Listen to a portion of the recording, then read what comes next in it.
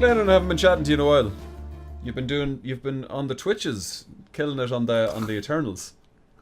Yes, I have, Johnny. You've been. Only this evening I hit over 800 viewers. 800 viewers, and you were in top 16 in a competition that you didn't even know you were entering. So, okay, I should explain how that works. Yeah. So, whenever you do a tournament in Eternal, you'll get a number of packs for taking part. Yeah. Right. And it's usually the equivalent to the cost of entry. Now, a pack in Eternal is 1,000 gold, which is the soft currency you earn by playing. Yeah. Or 100 gems, and gems are what you buy. Yeah. And you can get I think it's 7,000 gems is like $50. Right. So it's pretty cheap. But this tournament that they had, because they're trying to, they want to reward people who directly spend money slightly more than the people who don't, because it's like, okay, you're supporting us, but we still want to make it viable for both. They've started reducing the cost, so there's a tournament that happens every month that costs 12,500 gold to enter, but only costs 1,100 gems. Right. So the ratio's slightly off. Yeah, okay, fine. So there was a tournament on last weekend where it cost 30,000 gold to enter, or 1,600 gems, and you got 30 packs minimum for playing. Right. And it was bring in a deck and play 28 games, and the better you do, the more packs we give you. And I was like, cool, yeah. So you went in saying free cards. It's a card game. I'm gonna get a bunch of cards. Exactly. There's a guy I know who was doing a 24-hour charity stream, so I was watching that and lurking in his chat and chatting and stuff, and just playing these games while I was doing it, because it was like, cool, maybe I'll hit 40 packs. That'd be great. Yeah. And I didn't notice until it was the last 2 or 3 games that I was actually doing pretty reasonably well. Yeah. So I'd gone in and I picked one deck and I played 7 games and I won 2 and lost 5, and I was kind of like, meh, and I switched decks and I just started playing, and I was winning often enough that I was like, cool, this feels good, I'll keep playing. Yeah. And then I realized that I finished out with basically 19 wins and 9 losses. And then you're in top 64 at that point? Which puts me in 40th position. Right. And top 64 qualify for the second stage of this event. So I'm like... Then you started panic messaging me going, oh no, I have to sleep, but unfortunately I'm in the middle of a game that I wasn't expecting to be playing. Well, no, this is the thing. So I found it on Saturday that this was Saturday evening. I think it was maybe 1 or 2 a.m. Saturday, and I'm just sitting up and I'm gaming and whatever. And I'm like, this is the thing. So I'm like, I look it up, and it's like, the thing doesn't start 6 rounds. Top 64 is 6 rounds. And it doesn't start until 1 a.m. my time on Monday morning. So I'm like, okay, they've done tournaments like that before, but I haven't made the cut. Yeah. So I've always basically kind of whatever. And if it was any of those other tournaments, I would have been like, yeah, I'll pass. I'll just take, because for hitting top 64, I was guaranteed 50 boosters. So I was I could just, if it was any other tournament, I go, cool, I'll take my 50 boosters. Thanks a million. Yeah. But this tournament was, if you made top 8, so if you got 3 wins and made to the top 8, you automatically were in cash prizes. Right. Eighth through 5th got $250 each on top of their other prizes. Nice, not too bad at all. Whereas first place got $2,000. So I'm suddenly like, maybe I should play this. Yeah. Also, if you made the finals, so if you got 5 wins, 5th and 6th, the people who got one person would have had, 2 people had 5 wins, one person would have had 6 wins at the end of it. So it would have been 2 5-0s, and they play each other, and then you get 1-6-0, 1-5-1. Yeah. Because it's knockout. Though if you make the final, you get one of the 16 spots in the World Championships early next year. And the World Championships have a prize pool of $100,000 between 16 people. So again, not too bad. So I was like, I should probably play this. I love that you blundered into that so ridiculously. And then you finished top 16? Top 16. And my second round game was on coverage, watched by 2,500 people. Not bad at all. And had 2 Magic Pros, 2 Magic Pro Hall of Famer. One of them's a Hall of Famer, one of them isn't, I think. I think they're both Hall of Famers. Commentating on the game and stuff like that, and they went it was best of 3, and it went to the full 3 games, and they were super tense games, and it was, and I don't know, but a lot of people have said to me and to to Platypus, the guy I played against. They were like, those were the best games of the tournament because they were super close and it was super like back and forth, and it wasn't just somebody like winning really fast and like you know. So it was interesting. Like it was very surreal as well because there's a 10-minute delay on the stream on the broadcast. So I play Platypus and then like finishes up, and then we join the stream to watch yourselves play. What's covering, really, and they're only starting the third game, and we're like, oh wow, okay. Yeah. And we both come in, and it's like no spoilers, but it was a pretty good game. Yeah. And then we just leave it, like, and then like watch people, and like right before something massive happened on my side, I was just like, wait for it, into the chat, and then it was like the whole thing goes off. But it was so, and it's basically if I top 64 one or two more of these tournaments, so they're going to do, I think it's 6 in total. The top 2 people from each tournament get a spot in the World Championships. Then they have their ranked in their draft leagues that they do every month. The top 100 people from each of those who isn't already qualified. Like if you're in the top 100, if you already have if you're already qualified, you don't get anything. If you aren't, you qualify for this feeder tournament, and the winner of each of those 2 gets 2 of the spots. So that's 14, and then there's 2 from, I think it's this last chance qualifier, which is the 32 people who've earned qualifier points, because I was in the top 64, I earned qualifier points. Yep. The top 32 people who've earned those qualifier points get into another tournament and play off. And the top 2 from that get in. So there's like an extra way, because it's like, look, you almost got there a ton of times. Well, there you go. If you want to see Glennon accidentally winning things, tune into the Braxton Twitch stream. Which was always great fun. It was it's an interesting, it's a weird situation to be in. I was just like, shit. And then I went into work on Monday morning and was hanging. I was just like, bring me all the energy drinks. Man, good fun. So what were you going to say? You were like, oh, what? No, that was it. We'll get back on format, will we? Yes, indeed. I'll do the thing. Hi, I'm Johnny Lynch, that's Glennon, and we're here to examine how tropes bleed across video games, movies, and TV shows. Welcome to Dystropia. And it's December, and we're feeling festive, so this episode's topic is giant killer bugs.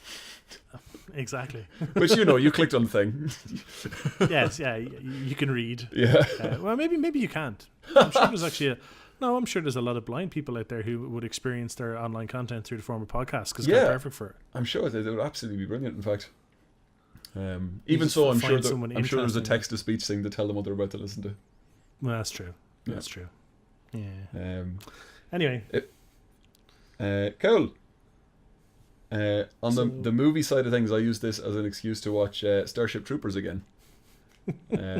I watched it when I was really young, and I remember thinking, wow, those guys can really shoot some bugs, which is I think a line from the movie. There's a bit where one guy goes to Rico, "You kill bugs good, man."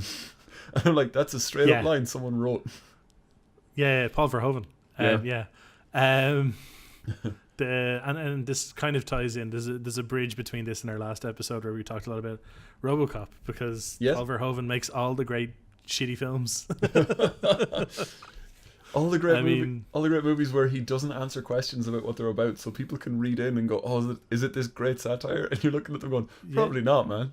No, probably not. But I mean, no, it's pretty much there's always some element of satire in the thing. Yeah. Are you telling me now that was only your second time watching Starship Troopers? I've watched it a bunch of times really, really drunk. It's something that I put on sometimes when I come in, and I'm like, oh man, I love that movie, but it's 2 hours long. So I don't even get to see any bugs because they're at the start. No, you just fall asleep. Yeah, and then I'm like watching through, and then it gets to the shower scene. I was like, oh yeah, I remember this. The shower scene always gets me because it was something that I saw as a kid, and I was like, oh my god, it's the future. So everyone is genetically modified, so everyone is hot. So I was like, so they don't know they're hot. They're just showering together and be like, yeah, this is what people look like. These are regular folk. We all look like Casper Van Dien and Denise Richards. And there's a few people who have, everyone's been genetically engineered, but for some reason Jake Busey's character was over here to have particularly large teeth. Yes, they really wanted to engineer him to be able to have the bite force of an alligator, in case that ever came up.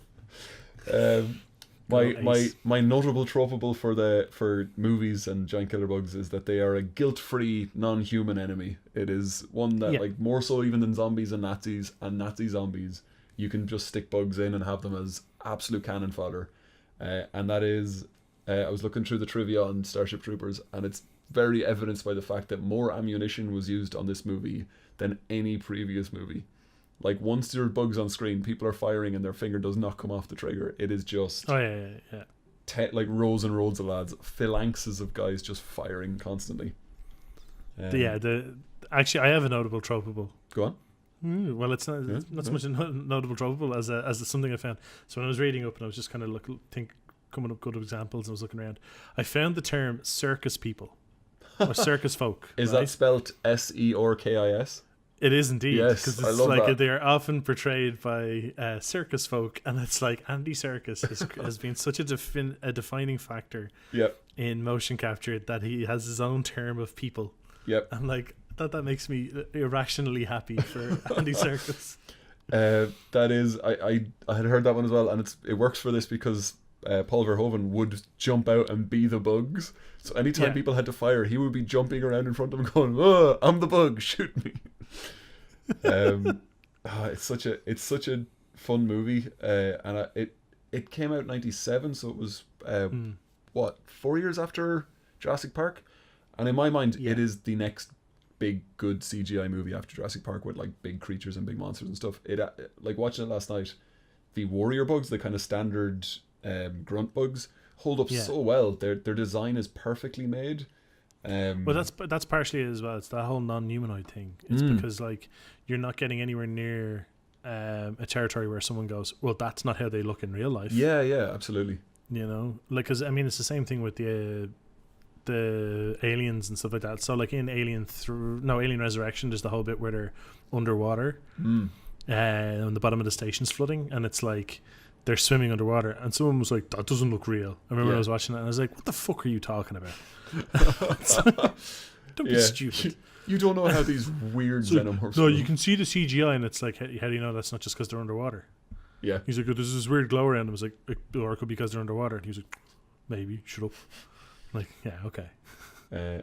Although I did find out that the guys who did the animation of all the bugs and stuff, they made little bugs that would work as basically controllers, and then made it so that when they move a leg, the 3D model move a leg. So instead, they basically made a creature that they could puppet, and then the model would move. And for a 4-legged creature, that's perfect because you can grab the legs and just slowly do a motion and then speed it up. And that, like, reading that makes so much sense. It feels like they just put their hand down and scuttled their hands around and just made these perfect, like, the design is so simple that it'll always read well, and then they just focus on animation, and that was such a good idea. It's a practical. That's a good way of doing it, where you take you build a practical effect and then you CGI over it. Yeah. The bad example being the Thing prequel. Yes. Where I think we mentioned it before. No, it's a prequel because it's actually based around what happened to the Norwegian team. Oh, right. And like the ending basically copies the start of the Thing. But there's the whole, like, if you watch any of the making ofs of it, like, the film itself is all right. It's not amazing. I would love to show it. I'd love to find someone who hasn't seen The Thing and show them the prequel first, then show them the original. Now explain to them, look, this one came, this came here, and would show it to them, and just to see, like, if the quality still holds up or if it's a biased thing. Yeah. You know what I mean? Like, if people go, oh no, the second one's still far superior, or they're going, I kind of like the first as well, because you know what I mean. Like, I'm always curious about those type of, like, 20 years later we'll go back and we'll do something that fits in with it as well, and does it still hold up? I honestly think if you showed both of them to someone now who's completely fresh, I think they'd probably pick huge holes in both. I think the CGI looks janky in one, and I bet they'd look at the practical effects in the other and go, that's a bit weird. Like, could you not have done CGI? And you're like, I know. Yeah, but it's just like, it's, I'm not saying, like, they've never heard of the film, but they understand that, like, there's a big time difference, but yeah, like the in that one, and it's not really a bug person or anything, but it's as gribbly as that. They did phenomenal practical effects, and then they just CGI'd over them and made them look shit. Yeah, I've seen ones. It's an absolute crime. I've seen the making ofs where they're making, like, guys splitting in two and guys forming into each other, and they're doing all this kind of stuff.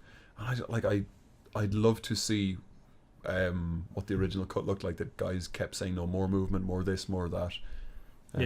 Yeah, it's such a weird one. I'll do two more quick points on Starship Troopers. Yeah. One is that I want to give a shout out to the armor that all of the troopers wear.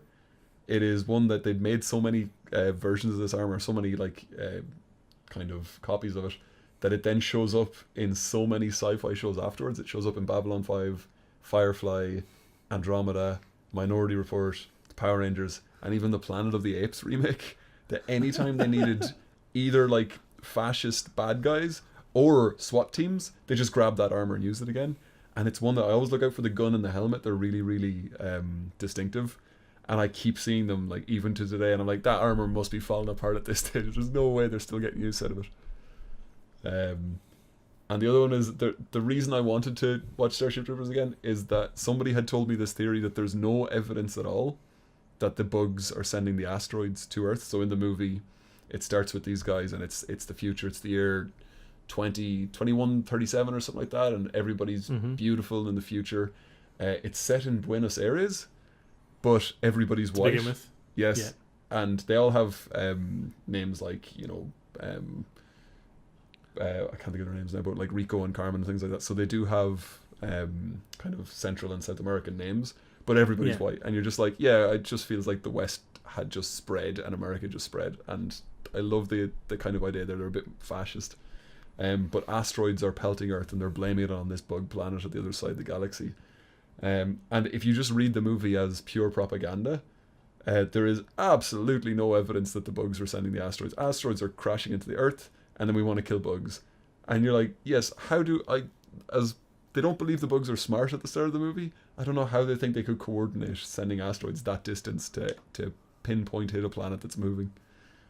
So I always find that really, really interesting, that the whole movie is just... So hang on, is it meant to be a false flag thing then, to get people to recruit?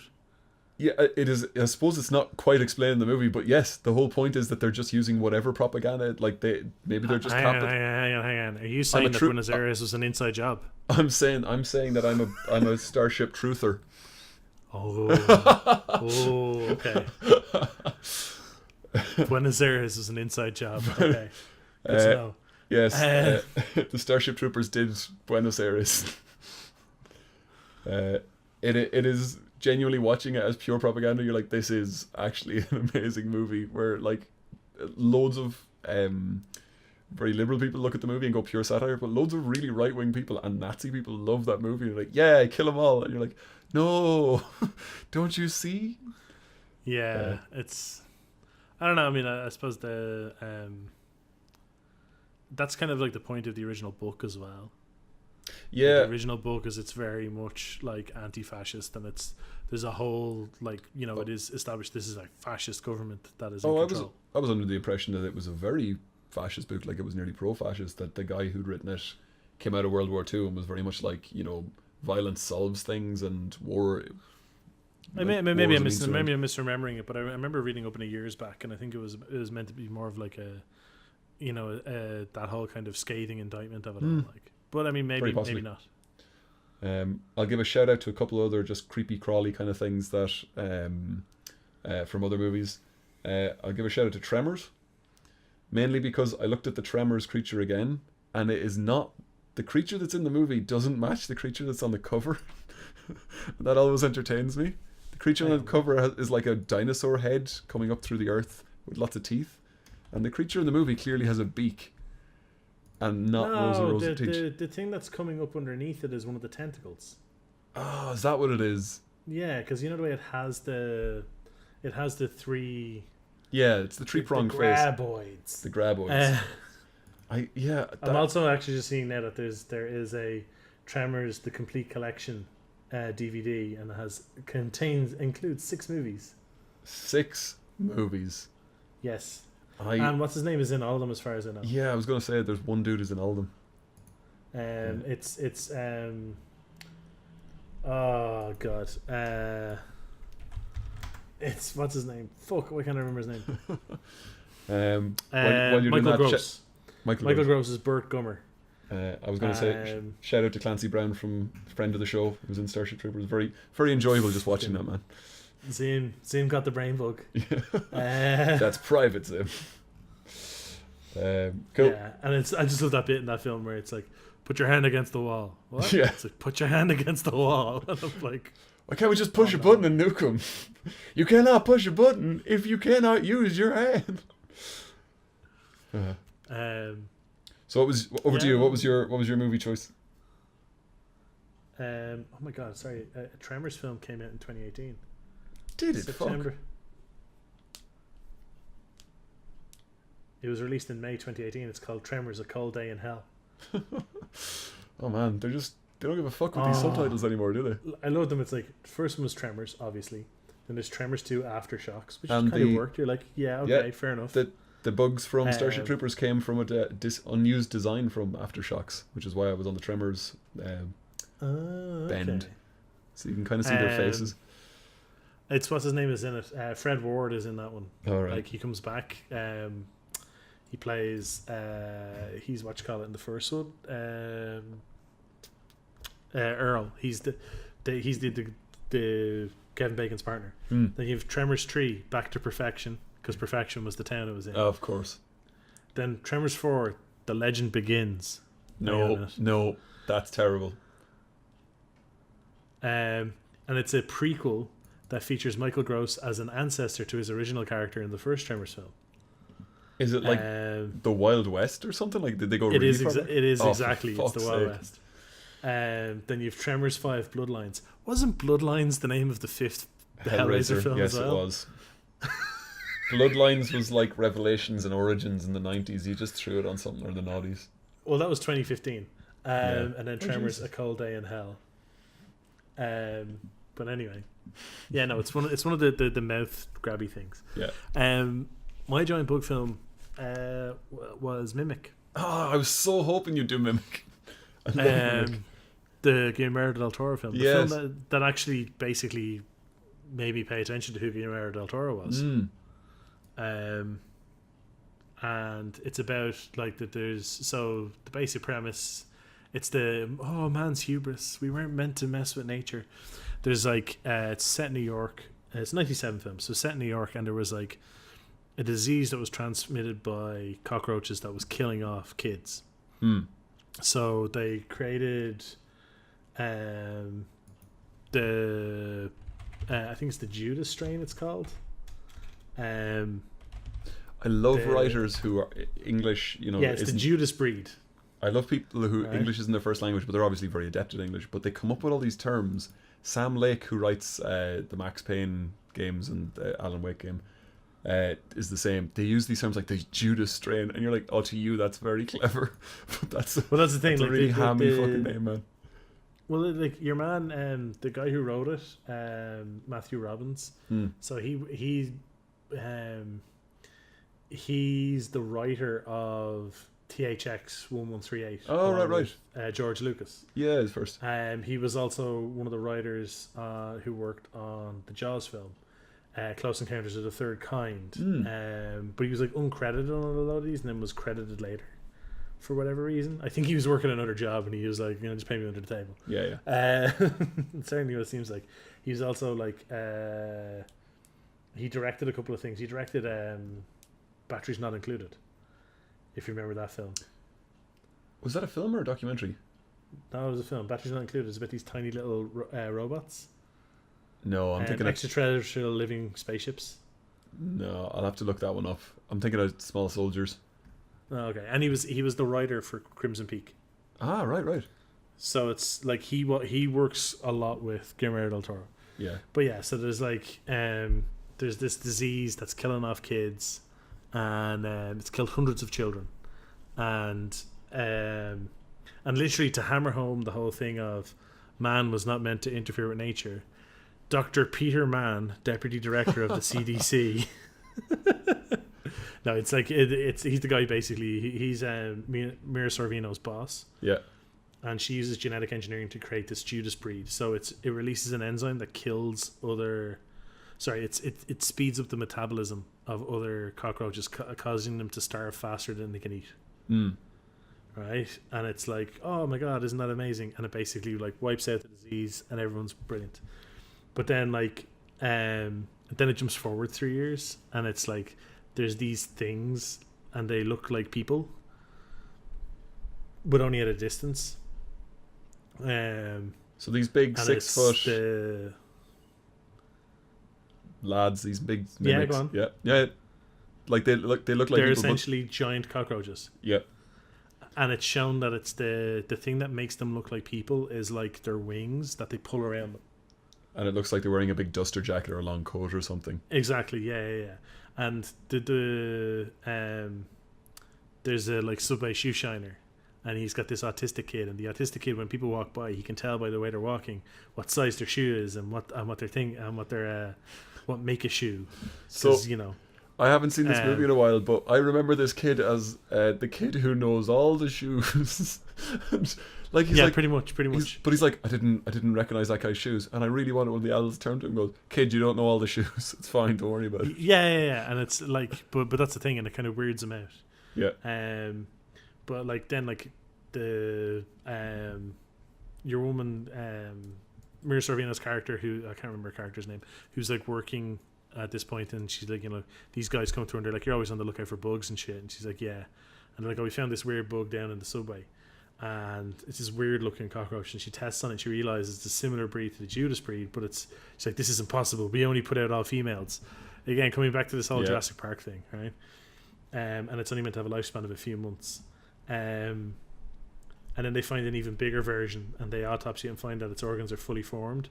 But it's not only which means it's not only is it alive, but it's like a viable species now. Mm. And then as they keep going, looking more and more, they come across the big guys. So like they had a name, Long John. That's what they were called. Long John. And the kid called him Mr. Funny Shoes. Yeah, but Long John was actually played by Doug Jones. Oh really? Very nice. Another actor I fucking love, but yeah. Like,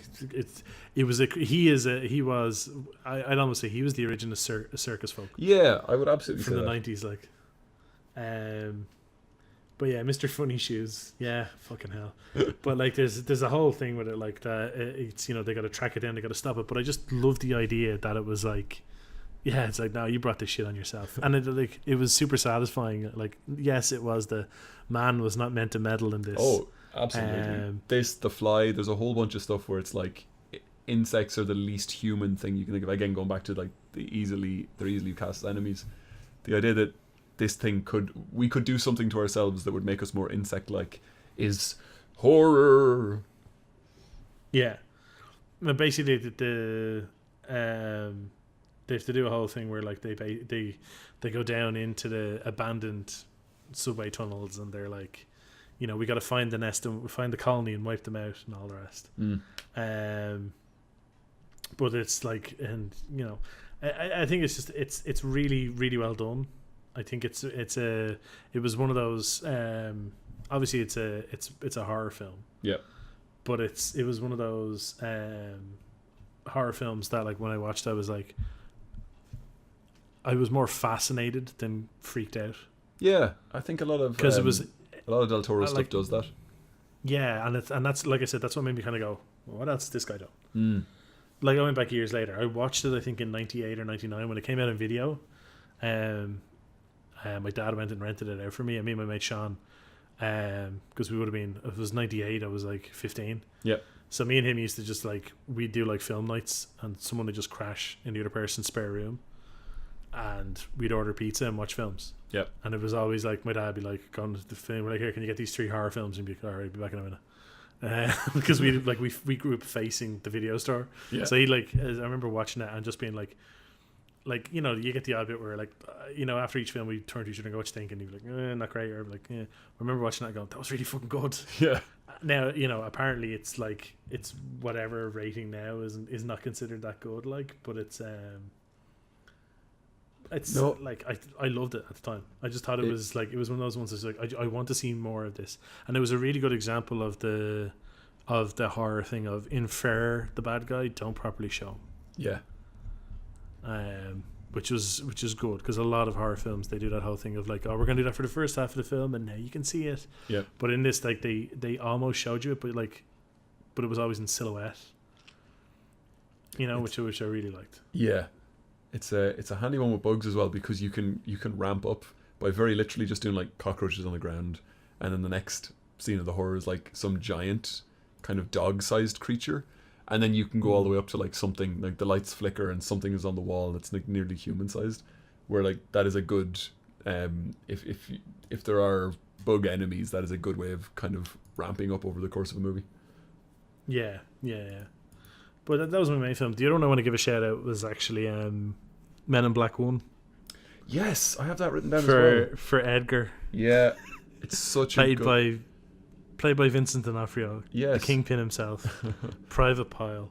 The bug version of him, obviously giant cockroach, but the human version of him, where it's like bug in a human skin, is the most bug in a human skin performance I've ever seen. It's absolutely fantastic.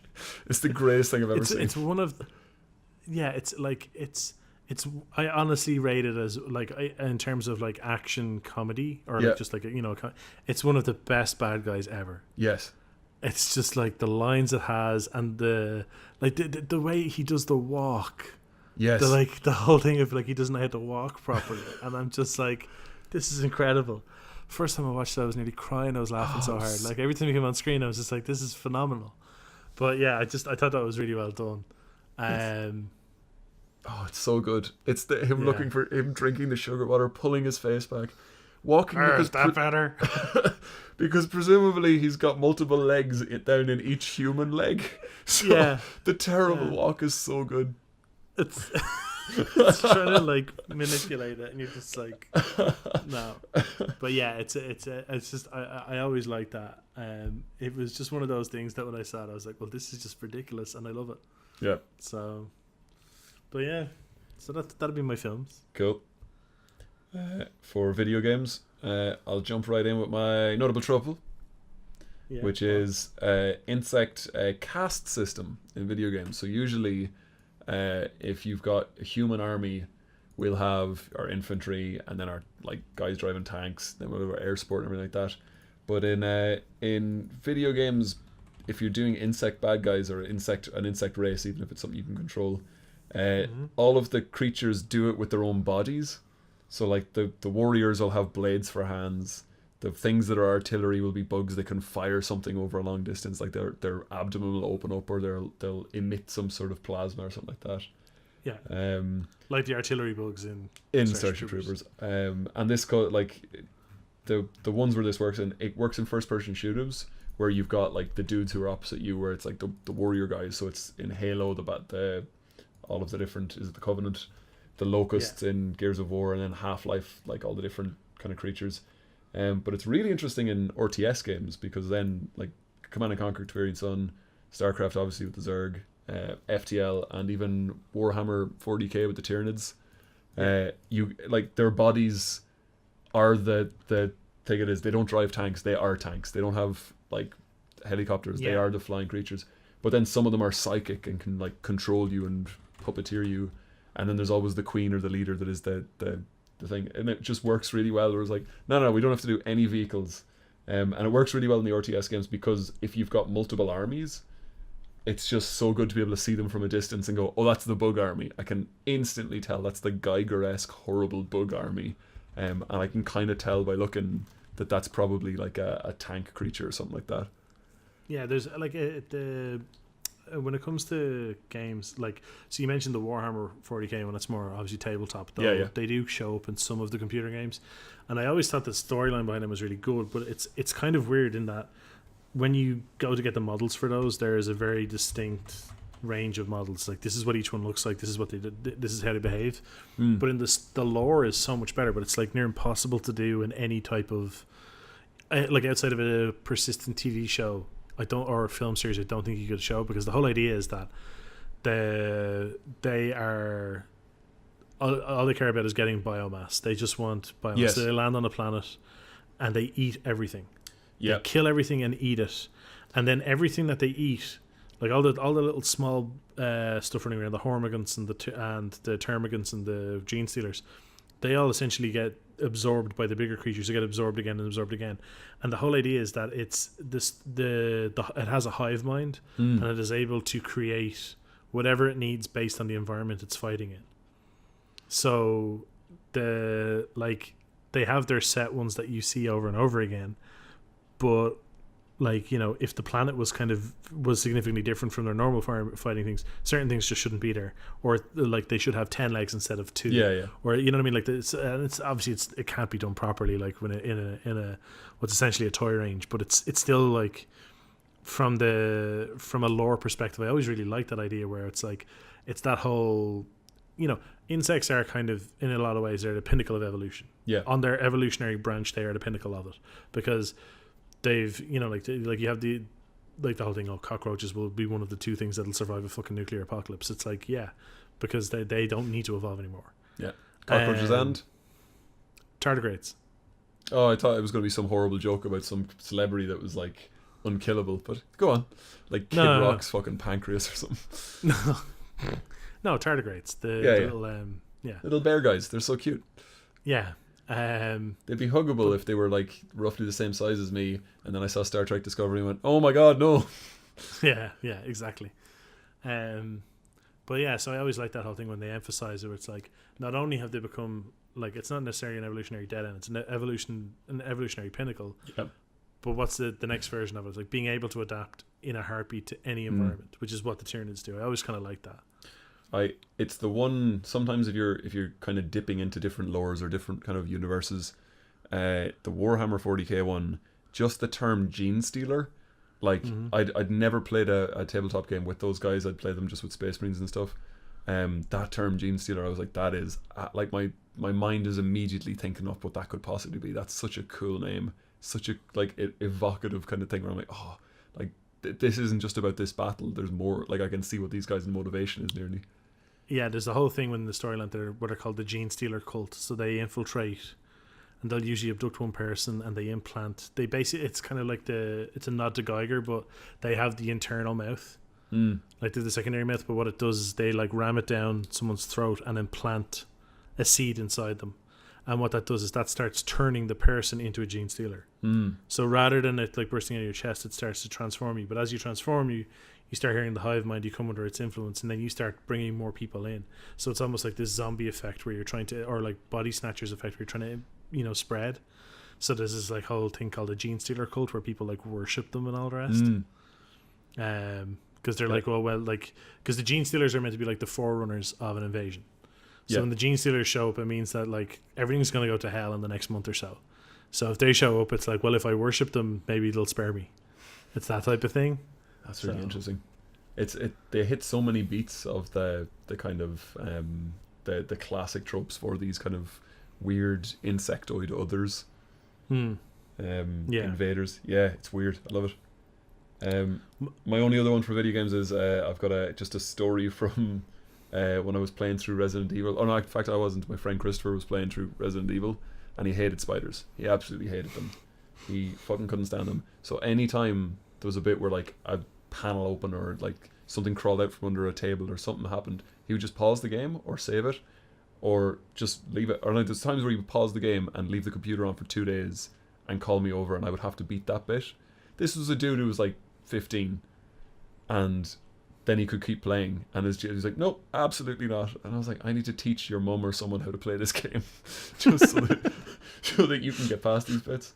The arachnophobia, the insect phobia is so strong. And I remember there was some game on Kickstarter, I won't be able to think of it now, but it was some RTS game in the style of Total Annihilation or something, and someone gave them $4,000 with the stipulation. It was I'm buying the highest level of your Kickstarter, don't put spiders in your fucking game. Everyone does. Everyone who does an RTS thinks they need another unit, and they make one of the army's insectoid and they give them spider units. Don't do that. And went, okay, so they just kept in touch with this person over the whole development. It's is 4 legs okay? And show me an animation. Oh, absolutely not. That's terrifying. It's okay, guess not. Yeah, put everything on tracks. There's a friend of mine, I used to raid with back in the way of vanilla days when we were hardcore raiding. And the final raid the second last raid in the vanilla version of Warcraft, this place called Anchorage. The storyline wise, there's before there was all the different continents on the main planet, there was a single continent, Yep. and there was two empires. One ruled above the ground and one ruled below the ground. And above the ground was the trolls; they covered the entire continent. And below the ground there was the Nerubians, and the Nerubians were all insects. And there's some stuff in that looks exactly like the stuff from Starship Troopers. They look like the warrior bugs from Starship Troopers and stuff. But basically, you're going into one of their ancient cities to fight them in this raid. And there was a guy that we used to raid who just couldn't do it. Yeah. He's just like, I'm sorry, I can't, Yeah. because like it's just too much. There's also like one of the very first mods done for Skyrim, and as far as I know, the guy who did it didn't do any other mods. So some people suspect that he was an actual Bethesda employee. Right. Was a mod that replaced every one of the Frost spiders and things. the Frostfang spiders with a skeleton model, or sorry, zombie model, Draugr. That's very different in terms of size, but all right. Yeah, but it was more just a case of like he didn't want to go fucking with any of the assets or whatever. It was just like that asset's already in the game. Yeah, and right. I can swap it to it, and that won't freak people out. Oh man, I had a friend who was afraid of zombies and played the game to try and get over that fear. And like the first few times you hit the joggers, are like, oh no, and they would run out of the dungeon or whatever. But like watching them slowly beat zombies to death over and just fuck their bodies around like with the fuss road out, I was like, yeah, you're getting over this. I think this is actually therapeutic. Yeah, well, that's the thing. It actually does help. I mean, we've talked before about like I have my phobia of the ocean, my thalassophobia, but it's playing games like Sea of Thieves. Like once I know what's capable, so like the first time I ever encounter something in Sea of Thieves, I'm bricking it, and then once I figure out how it works, it's like, okay, I can deal with this, and I'm still tense, but it's easier to manage. In Skyrim, what do you call the creatures that the Falmer have around them? Chaurus. Chaurus. And then what do they drop? Chitin. Oh, chitin. Chitin. Thank you. I can't pronounce either of those words. I've only ever seen them written down in the game, and I was calling them chorus and chitin, and I really wanted you to correct me. So that's the thing. I used to think it was chitin as well, but like chitin is actually chitinous. Yes, a chitinous shell. Yeah, but yeah, and it's something that exists. Yes. Oh, I know, and I'm sure I've looked these up before. I just can never remember because then I play the game. And the Falmer, annoyingly, don't talk to me. They just want to hit me with things and poison me. Yeah, and I've heard people refer to it as chitinous, and I'm like, chitinous, weird. But like chitin doesn't seem right. Like I've heard it pronounced as chitin, and I was like, oh, okay. It's the same as back in the day. I read PC Zone, and they would say that they would, if like people were playing Quake, that they would gib their enemies, GIB, and I never knew whether it was jib or gib. Yeah. And I'm pretty sure it's Gib, but again, only ever seen it written down. No, it's Gib. It is good. Yeah. Cool. What was your video game option? So there was two that I just wanted to mention on complete polar opposites of the spectrum. One of them, obviously, StarCraft, the Zerg.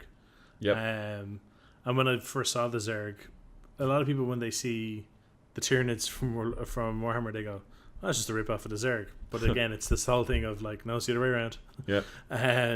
More like World of Warhammer, am I right? Yeah.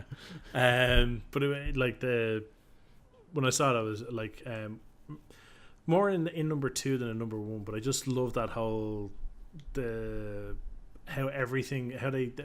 it's what's it called, the creep or the corrosion or something. The way the ground changes under them. I think it's called the creep. Yeah. The way they change the ground under their buildings and how that grows, and you can only build on that. And it's like, I just love that whole thing of like, that to me was, I know it was, there was a lot of overlap with stuff like the Tyranids, but I always thought that was a really good version of it. That whole thing of like literally consuming the ground. It will consume everything before it, and to make sure that nothing is missed, it literally grows over the entire ground and takes over. And when you're doing the later levels in because there's like, I want to say just in the base StarCraft 2 there was 28 missions, whereas in the original StarCraft there was 10 missions for each faction. So when they went to StarCraft 2, they really stepped up the missions. Yep. And some of the later ones, when you go to like the areas that are completely built up with Zerg stuff, you're like, holy shit, there's a lot of stuff here. Yep. And it's like the size and scale of some of the stuff was seriously impressive. But on the other end of things, is a series of games called Earth Defense Force. Yes, I've seen these. Right. Apparently they're good couch games, good co-op games. Yes, they Okay. are 100% like they're meant to be co-op.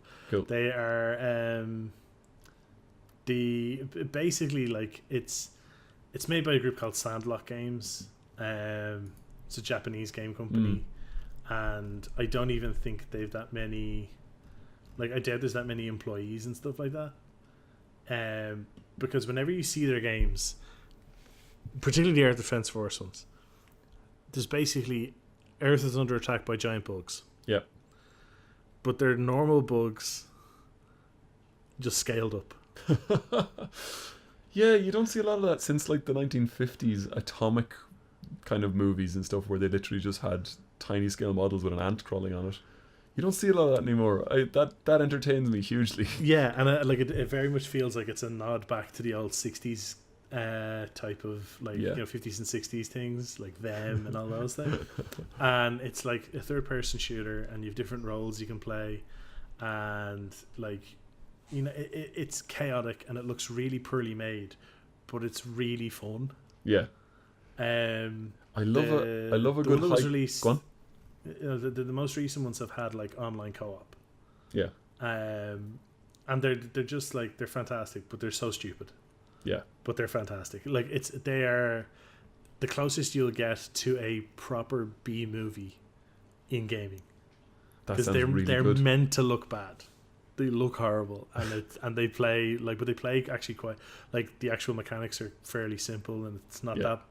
Ironically, it's not that buggy. Like these games launch and they work, but it's like, and it's built with this kind of like cult following as well over the years, which I think is just fantastic. But like the reason I know about them is a one of the YouTube channels I follow, one of the few, Funhouse. They do plays of it every so often. And it just looks like the like one of those great games to play as a group of people, because everybody's like no idea what's going on, everything's exploding, and then every so often it's like, oh, I was able to summon in a mech that's like 40 stories tall, and I'm gonna go stomping on all the bugs. Like, I love. There's a.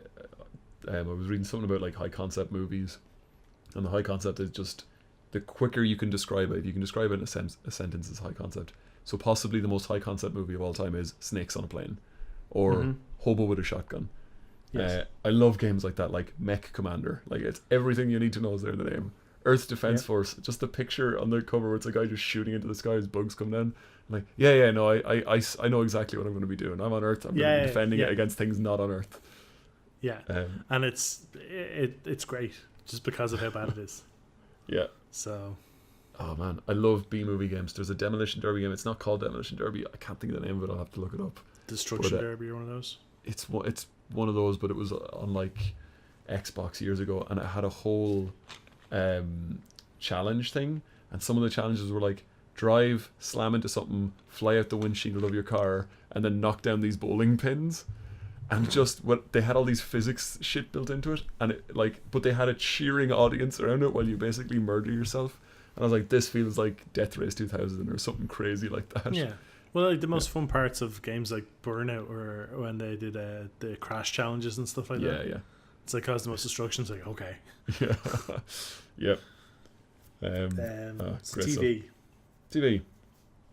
My notable trope of that is something you've already mentioned, which is the horde of alien locusts, something that descends on a planet and just eats and converts biomass into either more soldiers or something. It is in TV such a sci-fi trope. It was in Stargate, Farscape, Babylon 5 again, Doctor Who, Star Trek Enterprise. It is something that's amazing. And again, we talked about the Borg in the last episode. It's something that you can have as a big fear. This kind of, if it's robots or nanobots or something, it's the grey goo scenario where this thing will come and there's not one thing you can shoot and kill and it's the end of it. It is just like this swarm of enemies, and there's like we have to rethink every way we've ever thought of fighting, and it's usually either take them out in one big blast or cut off the head so that the rest of them then disintegrate or something like that. But my actual choice is I wanted to we talked about giant kind of bugs, we talked about kind of bug swarms and things like that and alien bugs. And you kind of hinted this one with Mimic, but I wanted to look at one where someone turns into a bug, go a little bit more Kafka with it. And there's a TV show called Masters of Horror. Yeah. And it was really good. It was the kind of one where they gave a different 40-minute episode to a bunch of different directors, a bunch of different writers who had a good idea, but it wasn't like a full movie's worth. And it was it's like I can get 40 minutes to a half an hour out of this. For people, they've done 2 seasons of them, and you had the likes of Toby Hooper, Dario Argento, John Landis, John Carpenter, Takashi Miike, Brad Anderson, Joe Dante, Roy Schmidt, sorry. These are guys who've done a heavy amount of horror directing over the years. And I love anthology stuff. I used to watch The Night Gallery and Twilight Zone and all those kind of stuff, just because the hit and miss ratio is like, if you watch 5 episodes, 2 of them are going to be really, really good. 2 of them are going to be something you've never seen before, and one of them is going to be alright, kind of shite. And like, honestly, that is such a good ratio to be watching, like, and not only giving up like up to an hour of your time. That's such a good thing. I even like the anthology movies like VHS and the ABCs of Death, where you're kind of rattling through, and even when you see the really weird ones in the middle of it all, you're like, that was kind of stupid. Sometimes there's the ones that stick, which you're like, I would never have watched that otherwise. But this one, in the first season, episode 10, there's an episode called Sick Girl, and it is about a girl who's like an entomologist, and she's obsessed with bugs, and she is all like, it looks like she lives in Buffalo Bill's house from Silence of the Lambs. It's all bug stuff everywhere, and she kind of keeps all her insects in her bedroom. They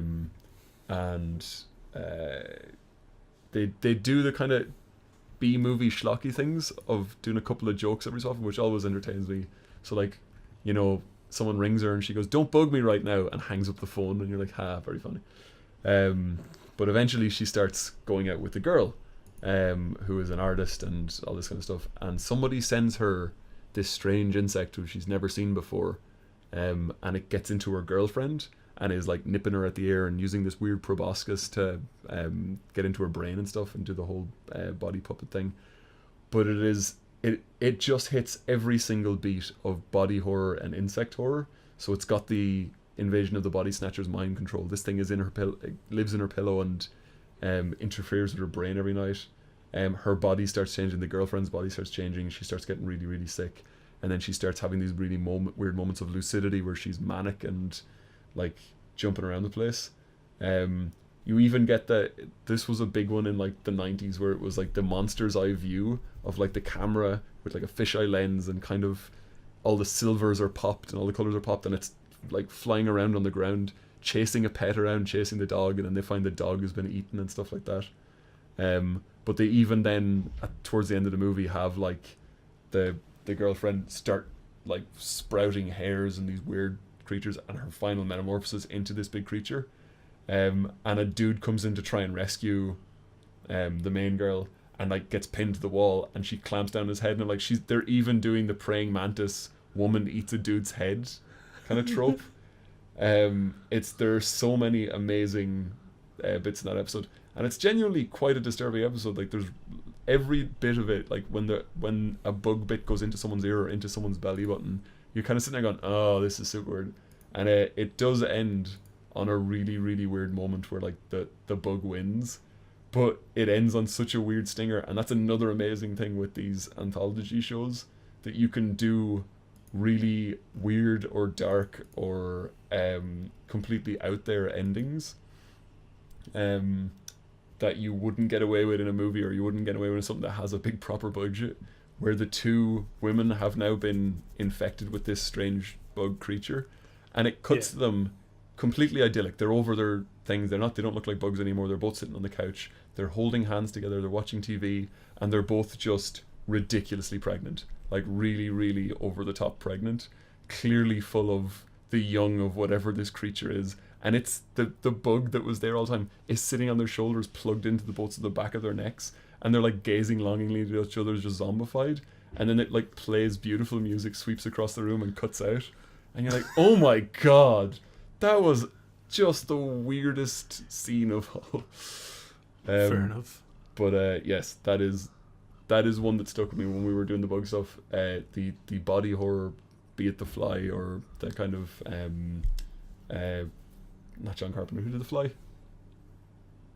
Cronenberg. Yes. Yes, the body horror. So the Cronenberg body horror stuff lends itself really well to the big giant insect tropes. Just body horror stuff lends itself really well to memorable films. Yes, very much so. My dog brought me this.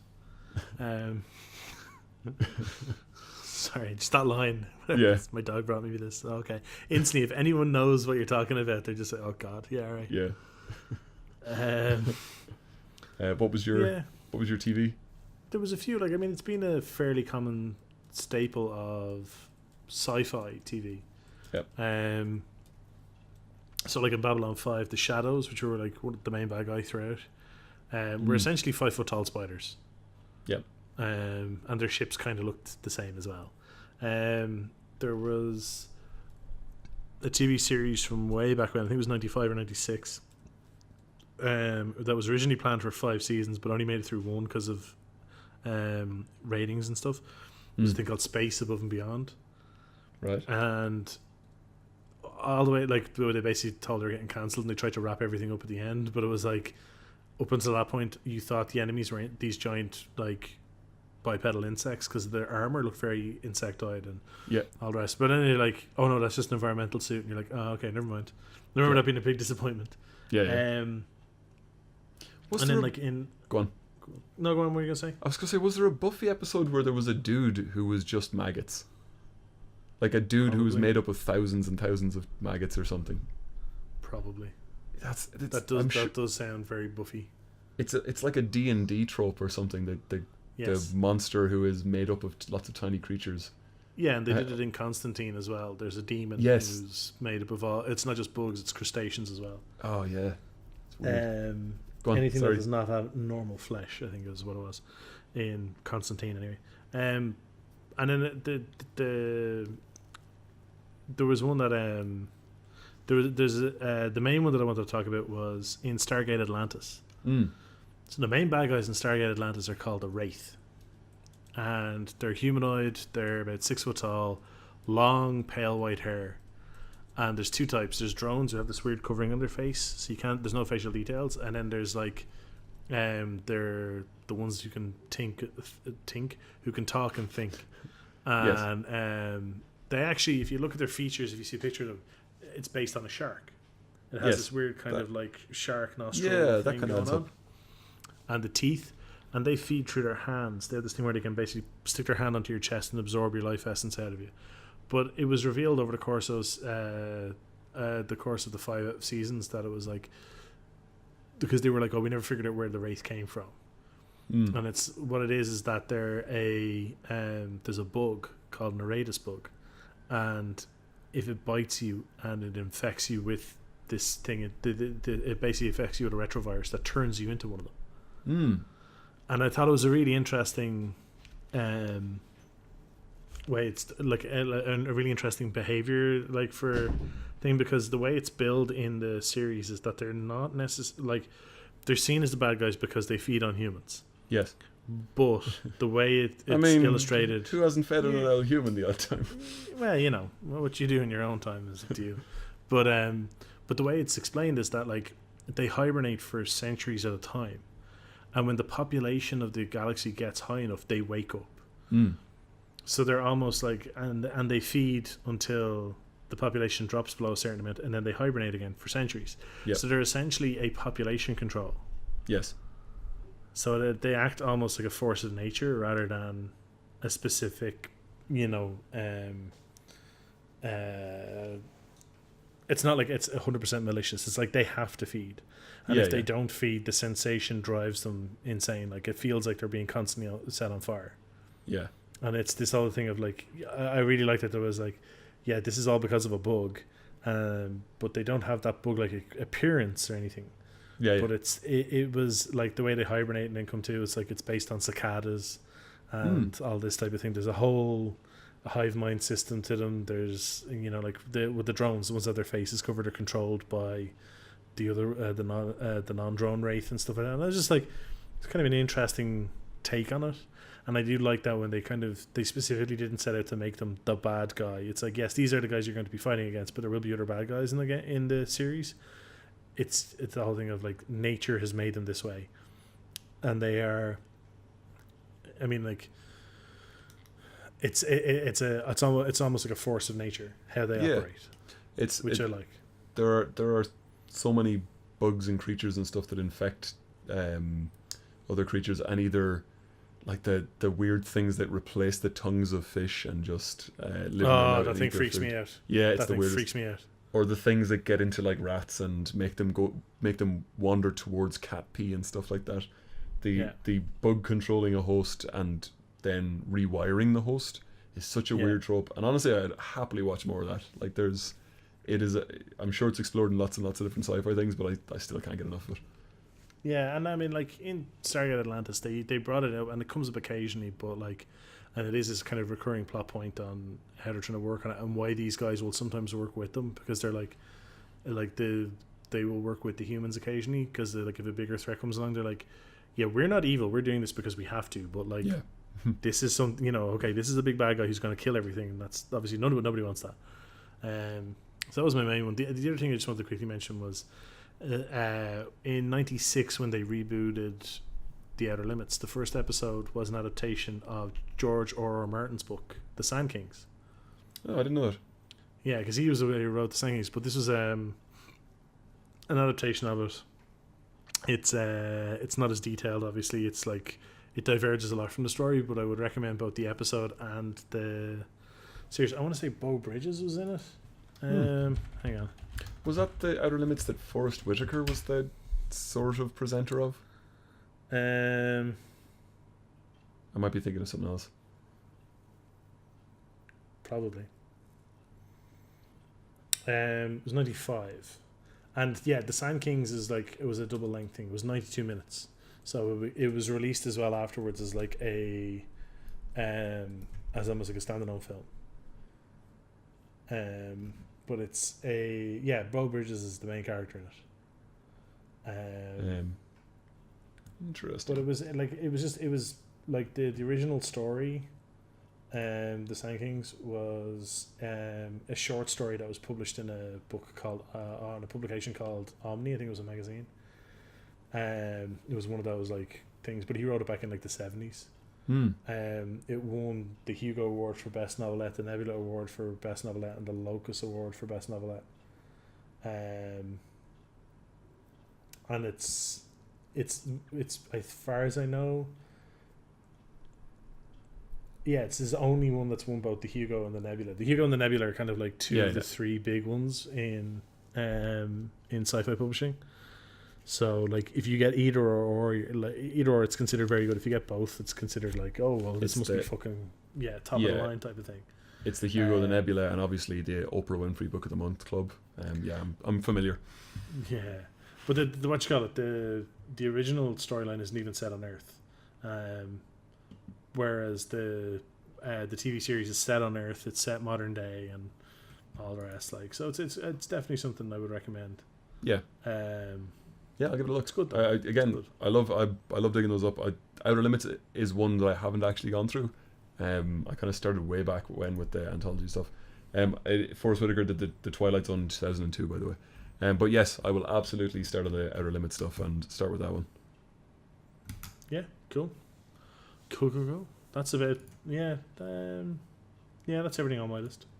That's everything on my list.